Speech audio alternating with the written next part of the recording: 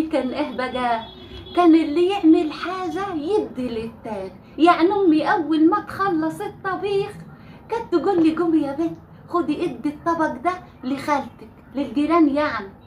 ولما تخلص الخبيز والله العظيم قبل ما تشيله وقبل ما يبرد قومي ودي الرغيفين دول لخالتك. ولما حد يعمل العقيق تدخل تلاقي الكل موجود، العيال على بعضها والله ما تعرف ده ابن مين ولا ده ابن مين.